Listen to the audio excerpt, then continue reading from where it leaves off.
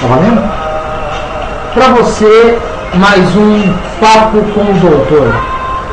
E hoje, novidade, como sempre, pra você. Tá vendo? Tá ouvindo a musiquinha de fundo? Já faz parte da nova campanha que estamos lançando aqui no Teóricos do Futebol. No final desse programa você vai saber que campanha é essa.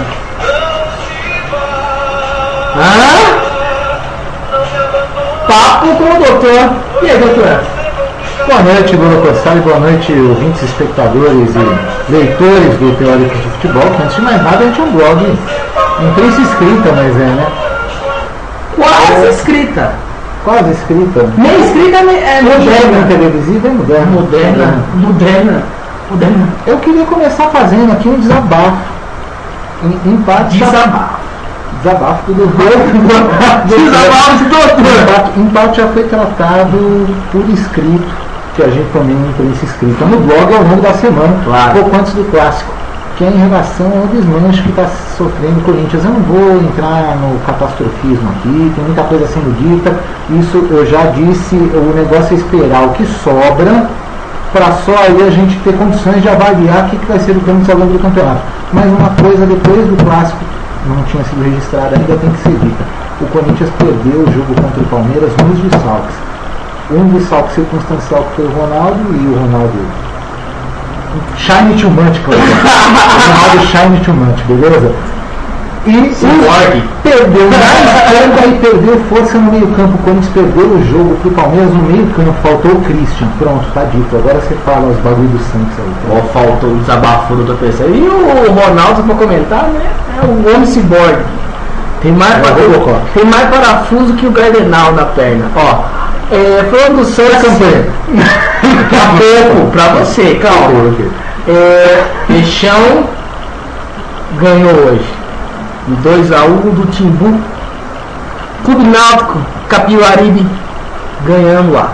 Mas não dá pra animar não. Santos, eu vi 2 jogos seguidos. Vamos ver online aqui. Tá lá, 2-1, gol do Neymar, o homem do segundo tempo. Tem que jogar sempre no segundo tempo. Porque se jogar no primeiro tempo, a máscara não deixa ele jogar. Né? Não dá. Ou uma coisa ou outra. Né? O Neymar. Você acha que o Neymar é aquele cara que tem que incendiar o segundo tempo? Tem que ser, tipo o Basílio em 2002 para 2004.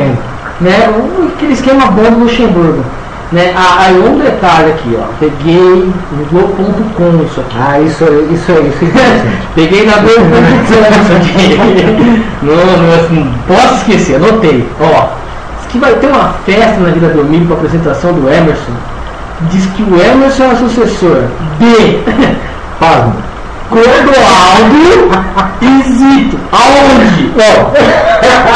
Só se for na velhice, né?